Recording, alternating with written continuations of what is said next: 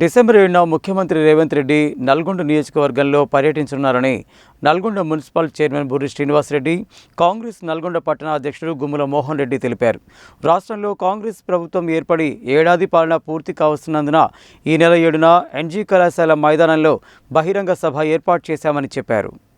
బుధవారం నల్గొండ పట్టణంలోని మంత్రి కోమటిరెడ్డి వెంకటరెడ్డి క్యాంపు కార్యాలయం వద్ద ఏర్పాటు చేసిన మీడియా సమావేశంలో వారు మాట్లాడారు.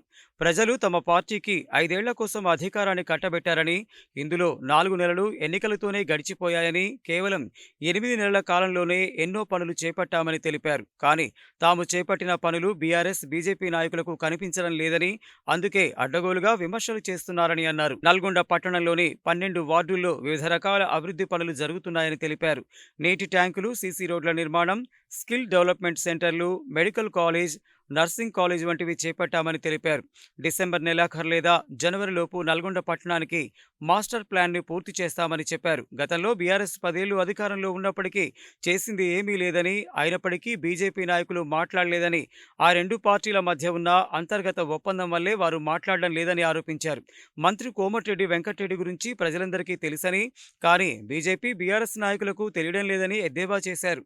కోమటిరెడ్డి వెంకటరెడ్డి రాజకీయాల్లో ఉన్నప్పుడు బీజేపీ నాయకుడు పాఠశాల విద్యలో ఉన్నారని, అలాంటి వ్యక్తి కూడా నేడు మంత్రి కోమటిరెడ్డిపై విమర్శలు చేయడం హాస్యాస్పదమని అన్నారు.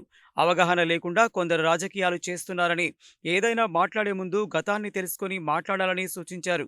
మీడియా సమావేశంలో Nalgonda municipal vice chairman Abbagoni Ramesh Goud, market committee chairman Jukuri Ramesh, మాజీ జడ్పీటీసీలు వంగూరు లక్ష్మయ్య, పాషం రామ్రెడ్డి, నర్సింగ్ శ్రీనివాస్ గౌడ్, డీసీసీబీ డైరెక్టర్ పాషం సంపత్ రెడ్డి, కనగల మండల పార్టీ అధ్యక్షుడు గడ్డం అనూపరెడ్డితో పాటు కాంగ్రెస్ పార్టీ కౌన్సిలర్లు, నాయకులు ఉన్నారు. డిసెంబర్ 7 నాడు ఏదైతే ప్రజాప్రభుత్వం సీఎంగా రేవంత్ రెడ్డి గారు ప్రమాణ స్వీకారం, గౌరవ మంత్రి గారు ఆ రోజు రోడ్లు భవన శాఖ మంత్రి ప్రమాణ స్వీకారం సంవత్సరం సందర్భంగా నల్గొండ పట్టణంలో ఎన్జికల బహిరంగ సభ ఉంది. అలాగే నల్గొండలో ఈ సంవత్సర కాలం మాకు ఇచ్చింది 5 సంవత్సరాల మ్యాండేట్. ఈ సంవత్సర కాలంలో 3.5 నెలలు మాకు ఎలక్షన్ పోయింది, ఎలక్షన్ కోర్టులో పోయింది. ప్లస్ 1 నెల మళ్ళీ ఎమ్మెల్సీ ఎలక్షన్, 4 నెలలు పోయింది.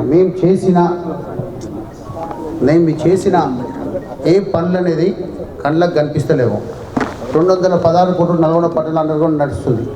సుమారు ఈరోజు 12 వాళ్ళలో వర్క్ నడుస్తుంది. 10 ట్యాంకులు మే వరకు మేము పూర్తి చేయగలుగుతాం. ఒక్కొక్క ట్యాంకు 3 నుంచి 4 కోట్లు.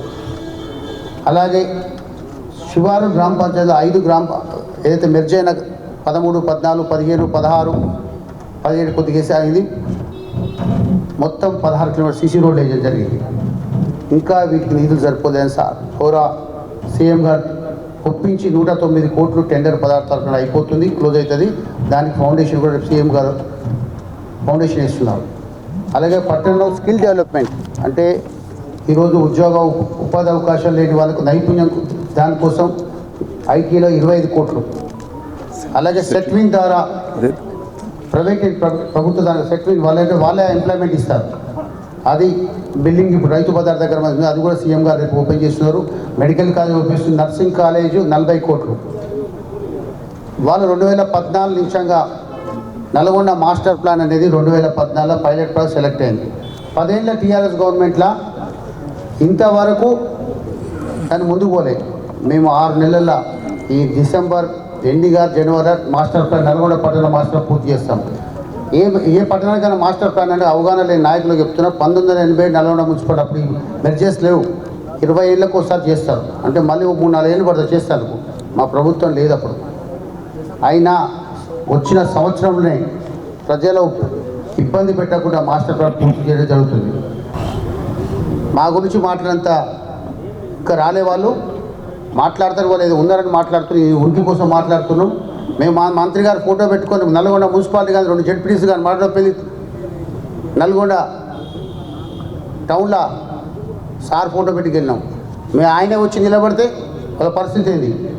నల్గొండ వెంకరెడ్డి గారు వేసిన సీసీ రోడ్లు, బీటీ రోడ్లు ఇవన్నీ ఆయన వారే వేసినాయి. గతంలో టీఆర్ఎస్ వాళ్ళ ఇంటికి పోతేనే వాళ్ళ టవల్ వేసుకునే చెక్ ఇచ్చేది. మేము ఇక్కడ ఎవరికి చెక్ వేసుకొని చెప్పలేదు. సీఎంఆర్ఎఫ్ కానీ ఇంకే డెవలప్ ఏదైనా కానీ వస్తే మేము చెక్ వేసుకొని టవల్ వేసుకుంటూ ఇస్తామని చెప్తలేము. గతంలో మాకు నరసింహని వాళ్ళ నాయనకు క్యాన్సర్ వచ్చిండే మా కార్యకర్త పట్టుకపోయి టవల్ వేయించి చెక్ చేతిలో పెట్టింది. ఆయన వచ్చి నాతో బాధపడి నేను అన్న చెక్కులు ఎక్కువ ఒకటే చింపనేస్తాయని తీసుకుంటే ఆయన ఇంట్లోకి వెళ్ళి ఇస్తలేడు. అలాగే అప్పాజిపేట కూడా సేమ్ పరిస్థితి.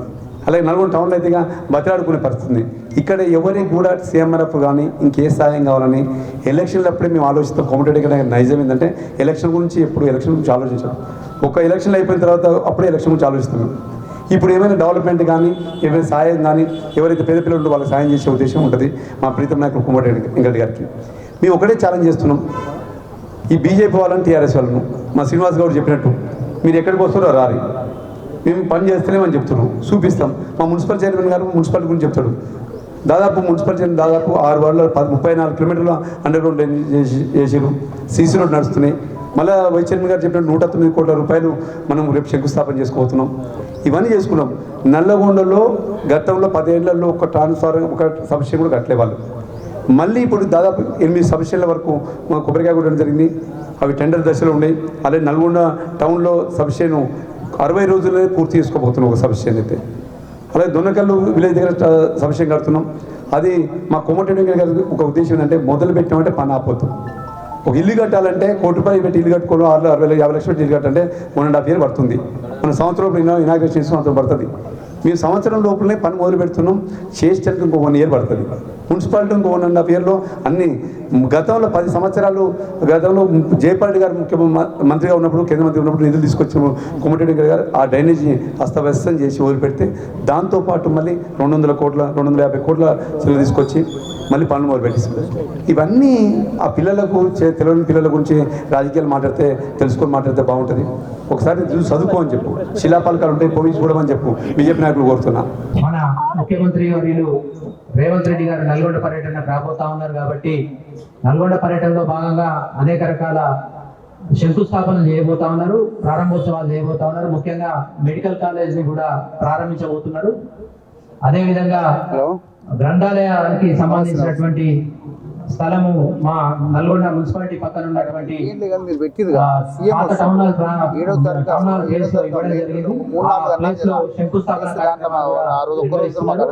అదేవిధంగా సెట్వింగ్ తరఫున ఏర్పాటు చేసినటువంటి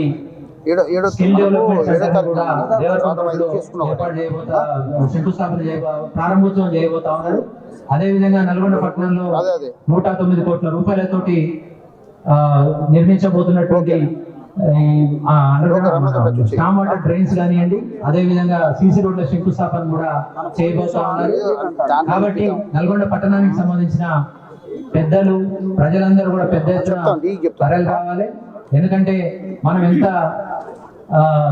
ఎక్కువ మంది వచ్చి వారిని ఆశీర్వదిస్తే వారు అన్ని ఫండ్స్ మనకి సుముఖత చూపిస్తారు. కాబట్టి మీరందరూ కూడా పెద్ద ఎత్తున తరలి రావాలి.